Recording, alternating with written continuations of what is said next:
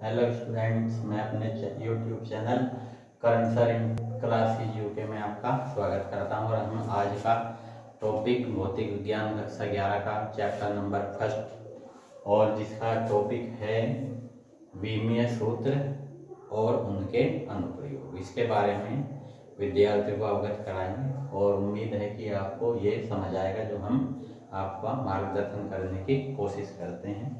सबसे पहले जानते हैं कि विमा या विमीय सूत्र होता क्या है।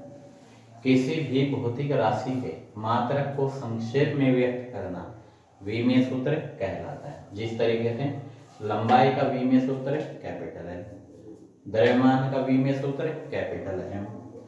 नोट, विमीय सूत्र को हमेशा बड़े ब्रैकेट में ही लिखा जाता है। ये विमीय सूत्र को प्रदर्शित करने का या लिखने का तरीका है। अब मान लें मैं आपको कुछ विमीय सूत्र बनाने का तरीका बताता हूँ। Method to prepare dimensional formula. सबसे पहले भौतिक राशियों के नाम लिखते हैं, दूसरे नंबर पर उनके सूत्र लिखते हैं, तीसरे नंबर पर मात्रक और फिर उनके विमीय सूत्र तैयार हम कैसे करेंगे इसके बारे में हम आपको समझाने की कोशिश करते हैं। लंबाई, इसका मात्रक मीटर होता है और मीटर को हम विमीय सूत्र क्या लिखते हैं, कैपिटल एल। एल को हमेशा बड़े ब्रैकेट में ही लिखेंगे। और द्रव्यमान का विमीय सूत्र किलोग्राम, किलोग्राम के लिए कैपिटल एम यूज करेंगे। समय का मात्रक सेकंड होगा और उसका विमीय सूत्र टी, कैपिटल टी। और क्षेत्रफल का जो सूत्र होता है वो लंबाई गुणा चौड़ाई, यानी लंबाई की माप गुणा चौड़ाई की माप। और इसका मात्रक, लंबाई का मात्रक मीटर होगा, फिर गुणा का चिन्ह लगाएंगे, फिर चौड़ाई का मात्रक भी मीटर होगा, क्योंकि दोनों की दोनों दूरियां हैं। तो इस वजह से मीटर की मीटर में गुणा करते हैं तो गुणनफल करते समय जो राशि होती है उनकी घात का योगफल हो जाता है, तो इसलिए मीटर की घात 2 हो जाएंगी। तो इस आधार पर मीटर को एल लिखा जाएगा, ऊपर उसके घात 2 लगाएंगे और उसको बड़े ब्रैकेट में बंद करेंगे। तो इसका मतलब आप समझ गए होंगे कि इसका क्षेत्रफल का जो विमीय सूत्र है वो एल की पावर 2 होगा। इसी आधार पर हम आयतन का विमीय सूत्र कैसे ज्ञात करेंगे, लंबाई गुणा चौड़ाई गुणा ऊंचाई, ये इसका सूत्र है। और फिर इसका मात्रक, लंबाई का मात्रक मीटर, चौड़ाई का मात्रक मीटर और ऊंचाई का मात्रक मीटर। तो मीटर की 3 बार गुणनफल में आया है ये। तो जब इनकी गुणा करते हैं तो इनकी घात यहाँ 1 है, यहाँ पे भी 1 है, यहाँ भी 1 है। तो इस वजह से 1 + 1 + 1 होकर मीटर की घात 3 हो जाएंगे और इसका विमीय सूत्र एल की पावर 3 होगा। उम्मीद है कि आपकी समझ आ रहा होगा। इसी तरीके से घनत्व, घनत्व का जो सूत्र होता है वो द्रव्यमान बटे आयतन है। द्रव्यमान का मात्रक किलोग्राम, आयतन का मीटर की घात 3 हमने इससे ऊपर ज्ञात किया है। अब इनके विमीय सूत्र इसी प्रकार से लिखते हैं। द्रव्यमान का विमीय सूत्र लिखेंगे कैपिटल एम। अब इसके हर में मीटर की घात 3 है तो मीटर का विमीय सूत्र एल और उसकी पावर 3 लगाएंगे। अब इसका विमीय सूत्र कंप्लीटली कैसे तैयार होगा कि ये जो घात है जब हर से अंश में आएंगे तो इसकी घात का चिन्ह बदल जाएगा।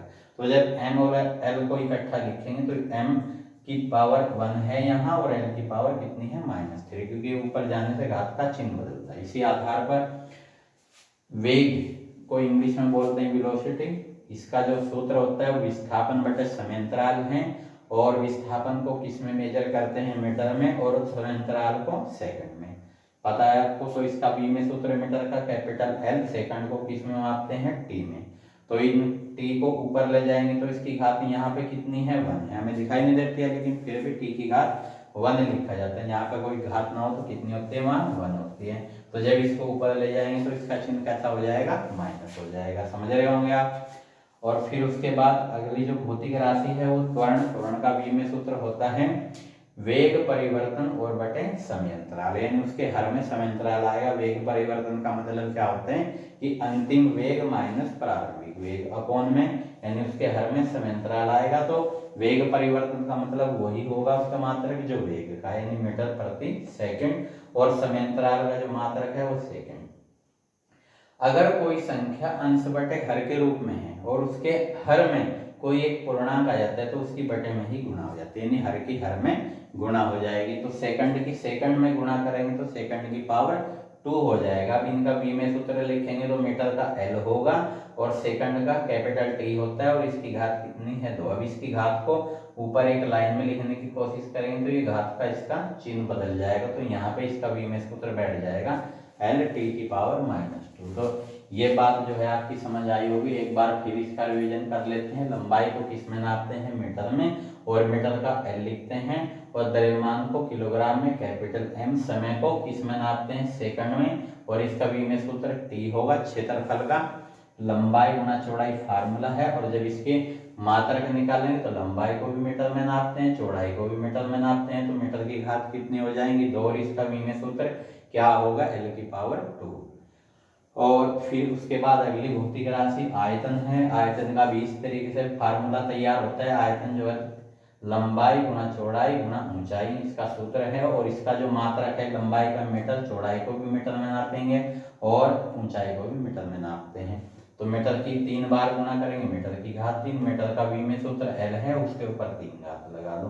तो इस तरीके से हम विभिन्न भौतिक राशियों के भी में सूत्र ज्ञात करते हैं। अब एक एग्जाम्पल लेते हैं। यदि किसी भौतिक राशि की विमाएं द्रव्यमान में ए, लंबाई में बी, समय में सी और ताप में डी घात में हो, यानी इनकी घात, पहली भौतिक राशि द्रव्यमान की ए घात हो, लंबाई की बी घात हो, समय यानी इसकी घात सी हो और ताप की घात डी हो, तो उसका भी में सूत्र हम बड़े ब्रैकेट में इस तरीके से लिखेंगे कि m की पावर a, क्योंकि इसकी घात a है, और लंबाई की क्या होता है l, और इसकी घात कितनी है? b है।